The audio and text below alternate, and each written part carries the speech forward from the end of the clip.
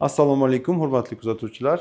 Inject Medical klinikamizda qalqonsimon bez kasalliklarini va boshqa surunkali kasalliklarini hujayra darajasida davolashimizni metodikamizni qisqacha batafsil tushuntirib beramiz.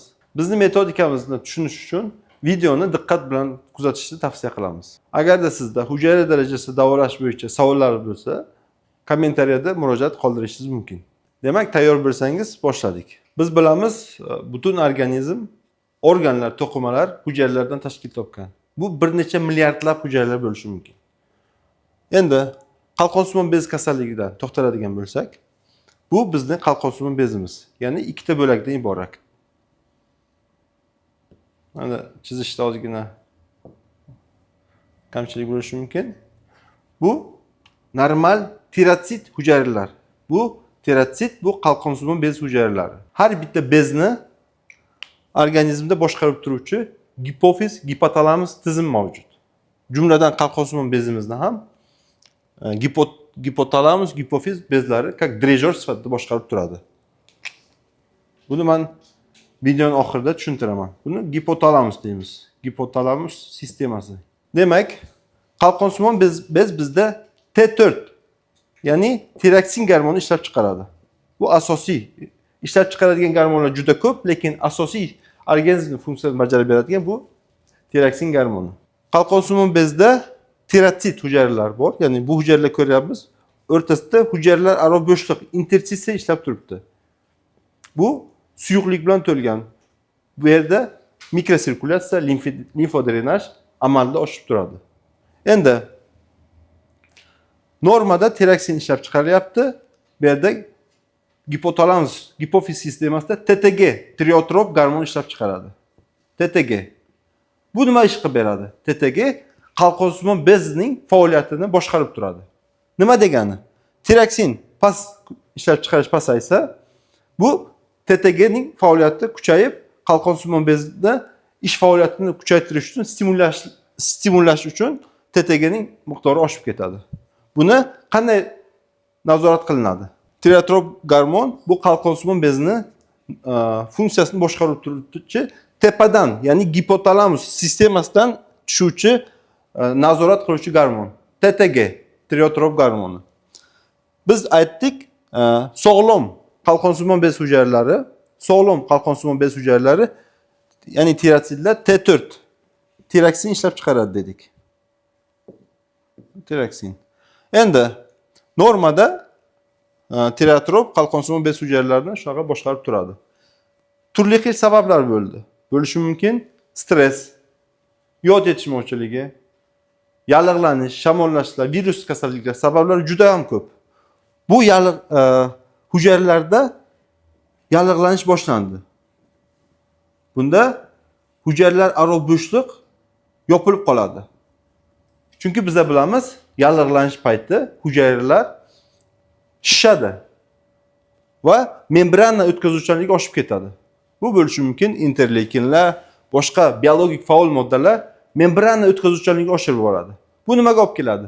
Biz bilamiz, membranada natriy kaliy nasoslar ishlaydi. Natriy kaliy atifazalar ishlaydi. Bu biologik faol moddalar, yallig'lanish faktorlari bu nasoslarning ishini buzib yuboradi va natijada shish paydo bo'ladi. Tiratsitlar shishadi. Natijada bu yallig'langan tiratsitlar yetarlicha T4 gormoni ishlab chiqara olmaydi. Buni meditsina tilida gipotireoz deymiz. Ya'ni qalqonsimon bez faoliyatining pasayishi. Endi buni normaga keltirish uchun yana obratniy zanjir orqali gipotalamusga signal keladi. Chunki gipotalamus sistemasida retseptorlarda T4 ning pasayishi kuzatilyapti. Bu signal beradi. Demak, T4 ning pasayishi gipotalamus sistemasini stimullaydi va TTG, tireotrop gormonini ko'p ishlab chiqarishiga sabab bo'ladi. Xo'p, bu nima o'z navbatida olib keladi? Tireotrop gormon qalqonsimon bez hujayralarida stimullash uchun normada 2-3 barobar ko'payib ketadi. Bu o'z navbatida hujayralarning giperplaziyasi, ya'ni stimullash oqibatida hujayralarda shish paydo bo'lishiga, ya'ni qo'shimcha giperplaziya umumiy qalqonsimon bezning kattalashishiga olib keladi. Bu yerda paroshniy krug, ya'ni zanjir davom etadi. TTG nafaqat qalqonsimon bezni stimullaydi ko'p miqdorda. Bundan tashqari yurakda retseptorlarda glukokortikoidlarga nisbatan sezgirligini oshirib ketadi. Shu sababli bu bemorlarimizda yurak urib ketishi, qo'l qaltirashi va boshqa belgilar kuzatilishi mumkin. Buni oddiy tilda tushuntiradigan bo'lsak, ko'pincha gipotireoz bo'lgan bemorlarimizga L-tiroksin tavsiya qilishadi. Bu qalqonsimon bezdan chiqariladigan T4 tiroksin gormoni, L-tiroksin. Buni qabul qilgandan keyin gipotireozda haqiqatan ma'lum bir muddatgacha yaxshi kuzatish, ya'ni yaxshilanish kuzatiladi bemorlarimizda. Lekin uzoq muddat davomida qo'llasak, bu ham borib boshida 50 dozada ichadi, keyin 75 ichadi, keyin 100 ichadi, 150 ichadi va bu afsuski borib qalqonsimon bezning gipoplaziyasiga sabab bo'ladi. Ya'ni kichrayishga sabab bo'ladi. Nega? Chunki qalqonsimon bez retseptorlarida biz sun'iy sintetik gormon qabul qilyapmiz. Bunda ishlashga ko'pincha hojat qolmaydi. Bu borib tirotsitlar, qalqonsimon bez hujayralarining atrofiyasiga ma'lum bir darajada sabab bo'ladi. Biz klinikamizda bu kasallikni qanday davolaymiz? Bemor gormonal tekshiruvlarini kuzatamiz. Barcha TTG, T3, T4, anti-tipo, anti-TTG va boshqalarni tekshirganimizdan keyin shunga qarab bemor gormonal preparat ichayotgan bo'lsa, biz metodikani boshlaymiz, o'zimizni hujayra darajasida davolash va etapma-etap ichayotgan gormonal preparatlarni pasaytiramiz. Chunki gormonal preparatlarni birdaniga to'xtatsak, sindrom atmeni va boshqa asoratlar kuzatilishi mumkin.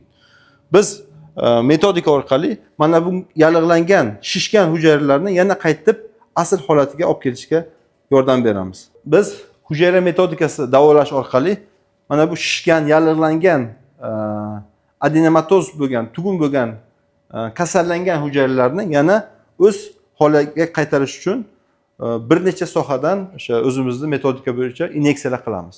Bu bo'lishi mumkin 2 ta kursdan 5-6 kursgacha cho'zilishi mumkin. Bu har bitta organizm individual, qolaversa yondosh kasalliklar bo'lishi mumkin.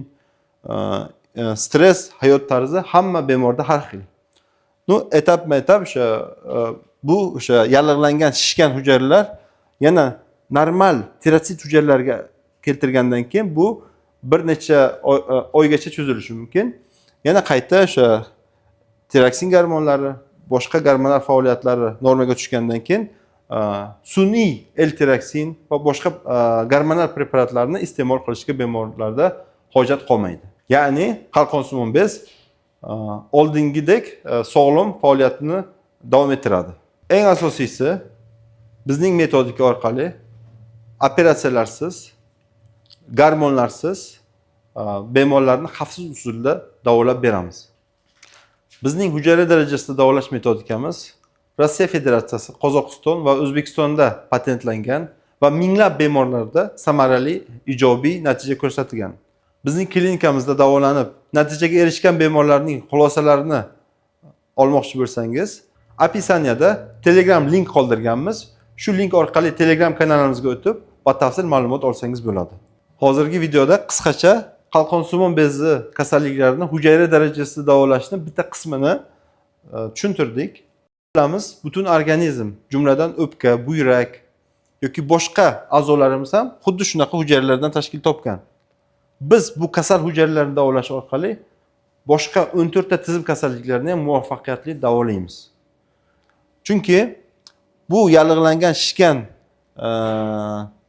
hujayralarda interstitsiya yo'qoladi. Bu o'z navbatida ortiqcha bu yoqdagi suyuqlikning yana mikrokapillyarlar, arteriola orqali qon tomir ruslasiga, qon tomir tizimiga tushishiga sabab bo'ladi va bu gipertenziyaning bir sabablaridan, asosiy sabablaridan biri hisoblanadi. Biz bilamiz, milliardlab hujayralar bor. Bu milliardlab hujayralarda surunkali yallig'lanish bo'lsa, borib bu yerdagi ortiqcha suyuqliklar, limfa suyuqliklar qon tomir tizimiga tushadi. Bu surunkali qon bosimining oshishiga ham sabab bo'ladi. Bu metodika orqali 3 ta 4 ta kurs olgan bemorlarimiz bevosita arterial gipertenziyadan ham xalos bo'lishyapti.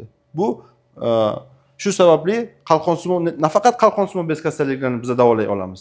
Gipertenziya, osteoxondroz, o'pka kasalliklari, siydik ajratish tizim kasalliklari hamda allergik kasalliklarni, lor a'zolar kasalliklarini ham bizning klinikamizda muvaffaqiyatli davolaymiz. Agarda siz ham uzoq yillardan buyon yuqoridagi kasalliklardan aziyat chekayotgan bo'lsangiz va keraklicha natijalarga erisha olmayotgan bo'lsangiz, hoziroq quyidagi raqamlarga telefon qiling, biz sizga ma'lumot beramiz. Injek Medical ko'p tarmoqli klinikamiz Toshkent shahri, Yunusobod tumani, Nurziyoq 42-xonadonda joylashgan.